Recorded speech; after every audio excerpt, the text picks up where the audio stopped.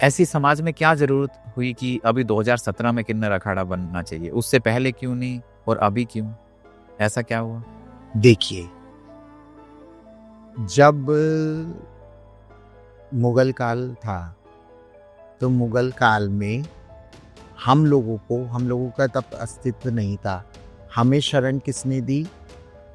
मुगल काल में जो मुस्लिम संप्रदाय जो था, वहाँ का जो मुस्लिम लोग थे, मुगल्स ने हमें एक श्रेय दिया, एक रहने का स्थान दिया। उन्होंने हमें हरम में रखा अपनी रानियों के साथ। और किन्नर, we are very productive people, तो हमारी प्रोडक्टिविटी का उन्होंने यूज़ किया।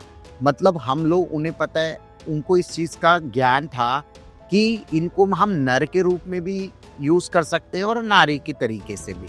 तो देखिए, नारी की जैसे प्रतिभाएं हम लोगों के अंदर थी, उनकी रानियों की साज सज्जा करना, मेकअप करना, नृत्य गायन वादन की शिक्षा देना, या उसको अपनी कला को प्रस्तुत करके उनके मन को बहलाना रानियों की, और उनको हमसे सुरक्षित भी महसूस करती थी वो। क्योंकि जो वहाँ के राजा, मुगल काल के जो राजा थे, उनका कि हमारी स्त्रियों के साथ अगर हम पुरुष को रखते हैं, सैनिकों को, तो उनको असुरक्षित वो महसूस करते थे कि इनको सुरक्षा, इनके साथ हमारी रानियां सेफ है। और जब उनको गुप्तचर के रूप में और युद्ध में जब आवश्यकता पड़ती थी, तब भी वो हमारा एक पुरुष तत्व को यूज करते थे, और स्त्री तत्व हरम में रानियों के साथ यूज होता था, तो वो हमारा उपयोग करते थे। लेकिन जब ब्रिटिशर्स आए, ब्रिटिशर्स को जब पता लगा कि ये तो कैसे भी किसी भी तरीके का रूप ले लेते हैं, और ये तो कुछ भी कार्य करेंगे, तो क्या नाम है, चाहे पुरुष तत्व का हो चाहे स्त्री तत्व का हो, और ये हम देश में जो अपना साम्राज्य स्थापित करना चाह रहे हैं, तो उसके लिए भी ये हमारे लिए बीच में एक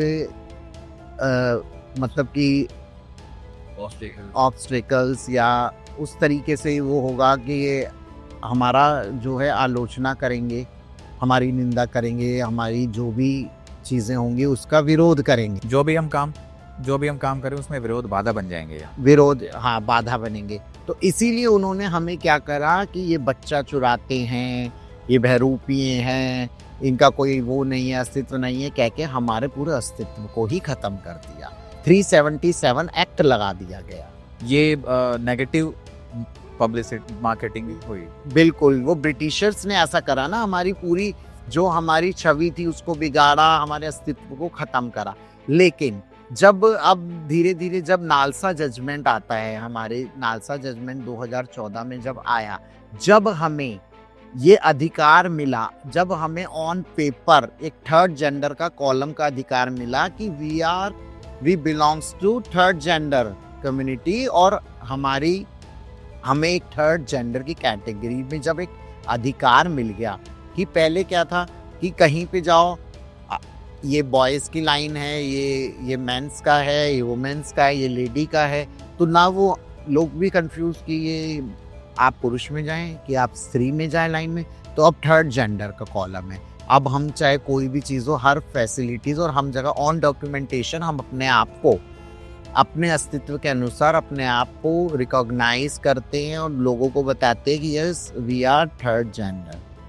तो हमें एक अधिकार मिल गया थर्ड जेंडर का। और जब थर्ड जेंडर का एक अस्तित्व हो गया, जो लोग हमें मनुष्य ही नहीं समझते थे, जो हमारे ऊपर इतनी सारी लोगों ने, कहते हैं ना कि इतनी शब्दों से संबोधित करा, इतनी गलत मिथ्याएं फैलाई समाज ने हमारे समाज के प्रति, इस मुख्यधारा समाज में, तो तब उस चीज़ का अस्तित्व और उस चीज़ का अधिकार हमें नालसा जजमेंट के आने से जब मिला, तब हमें ये चीज़ का हमें एक मतलब कहते हैं महसूस हुआ कि यस, कि हम भी मनुष्य हैं, हम भी इस धरती पे हैं और हम भी इंसान हैं।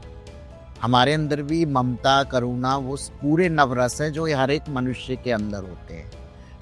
तब हमारी आचार्य महामंडलेश्वर स्वामी लक्ष्मी नारायण त्रिपाठी जी और उनके साथ मिलके अन्य जितने भी हमारे गुरुजन या पदाधिकारी किन्नर अखाड़े के रहे, तब उन्होंने ये चीज़ का प्लान करा कि किन्नर अखाड़े का गठन किया जाए। क्योंकि किन्नर अखाड़े, हमारा वजूद, हमारा अस्तित्व तो धर्म ग्रंथों में भी उल्लेख है कि वो कहाँ से, सतयुग से चलता आ रहा है। तब हमने कहा कि अब हमें अधिकार है हम धर्म के क्षेत्र में भी जाएं और जो हमारी जो गद्दी जो मुगल काल में मुगल गद्दी हो गई थी, इस्लामिक गद्दी हो गई थी, इस्लाम कबूल कर लिया था, तो जो बच्चे अपने हिंदू धर्म में वापस आके अपने सत्य सनातन धर्म की ध्वजा को लहराना चाहते हैं, वो वापस आके अपने धर्म की गद्दी पे विराजमान हो, अपने धर्म के क्षेत्र पे आए और यहाँ से अपने धर्म का प्रचार करे, प्रसार करे, लोगों को जागरूक करे और लोगों में भक्ति जगाए। तो तब इस पर्पस को लेके किन्नर अखाड़े का गठन किया गया। 2017 में हुआ। 2017 में ऑन डॉक्यूमेंटेशंस और ये सब चीज़ें हुई।